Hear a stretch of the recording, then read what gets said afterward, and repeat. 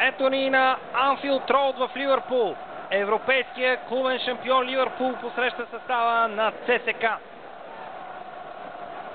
3-1 за англичаните след първия двубой преди 2 седмици на националния стадион Васил Левски. И сега на Анфилд Роуд атмосферата е страхотна, защото мнозина очакват още една голова фиеста от страна на домакините.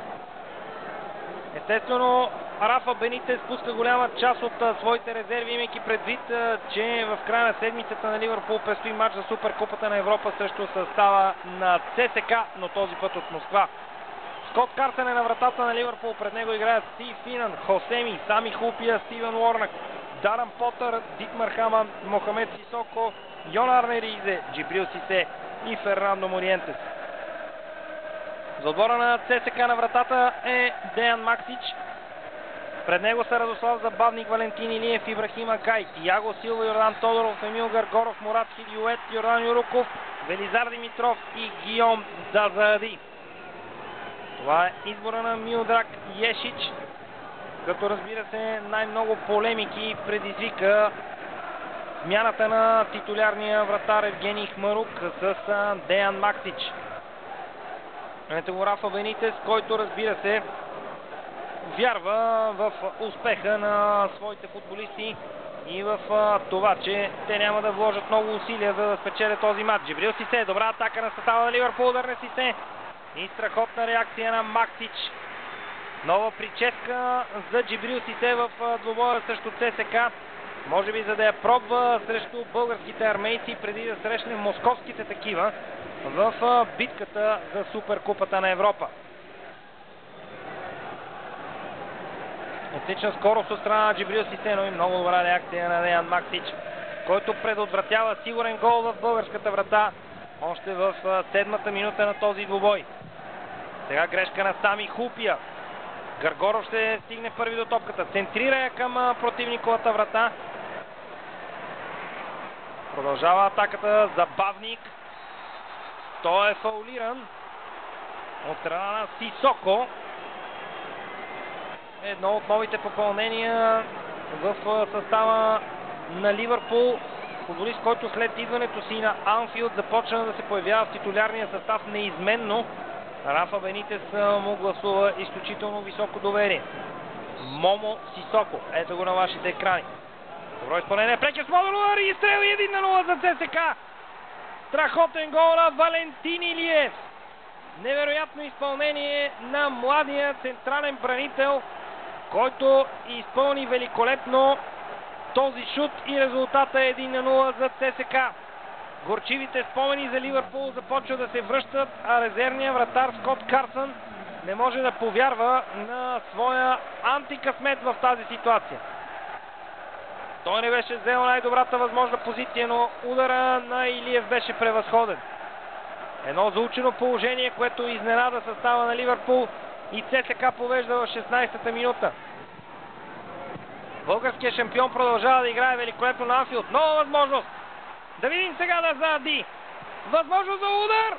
И това е страхотен пропуск. Изключителен пропуск на Йордан Тодоров. ЦСКА можеше вече да води с 2-0, само 3 минути след като откри резултата. Данчо Тодоров можеше да се разпише втори път във вратата на Ливърпул и по този начин съдбата на европейския клубен шампион да бъде сложена на карта. Отлично включване на Гийом Дазади и реакцията на Карсън, който постави топката на крака на Данчо Тодоров. Сега пряк свободен за Ливърпул. Естествено Дитмар Хаман. Сисе е там. Изстрел на Сисе. Страхотна реакция на Максич. Дитмар Хаман, който получи възможност за едно от редките си появяване в титулярния състав на Ливърпул. Разбира се, най-големият проблем за Рафа Бенитес е, че не може да разполага със своя капитан, тъй като Стивен Джерард получи поредната си контузия, този път в прасеца. Според клубните лекари той ще бъде готов за матча с московското ЦСКА, но за двубоя с българския шампион Рафа Бенитес предпочете да не рискува с пускането на своя титулярен капитан. Другите двама испанци, освен на Рафа Бенитес, които обикновено играят в титулярния състав, Шаби Алонсо и Луис Гарсия, са оставени на резервната скамейка.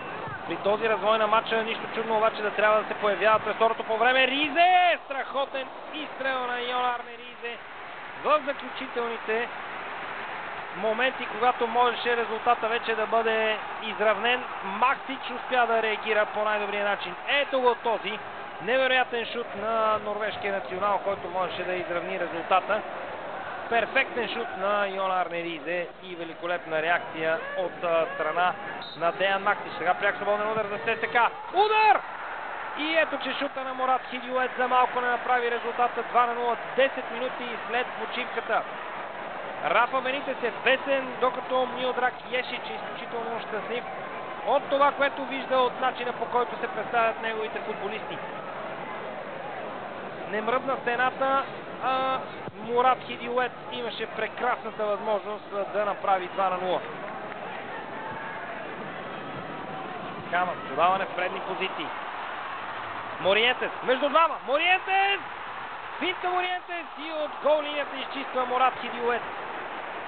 Мароканеца по някакъв начин изникна на около метър от собствената си гол линия и успя да спаси сигурен гол.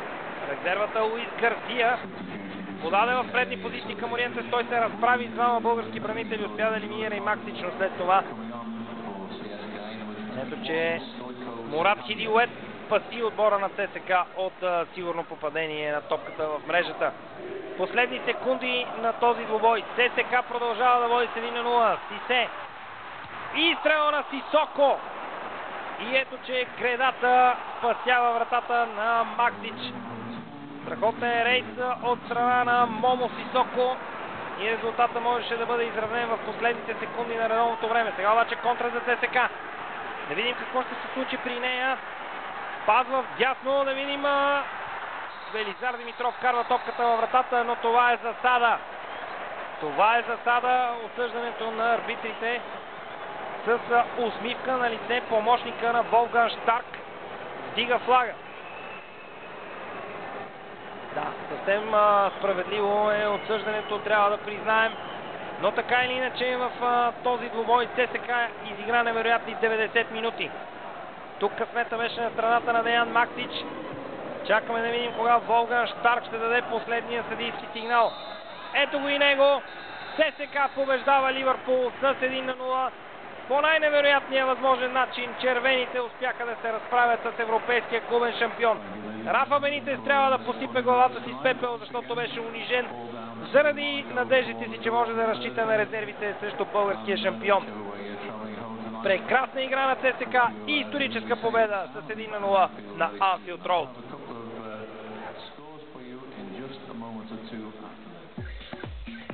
Ето всички резултати от тази вечер, невероятни някои от тях.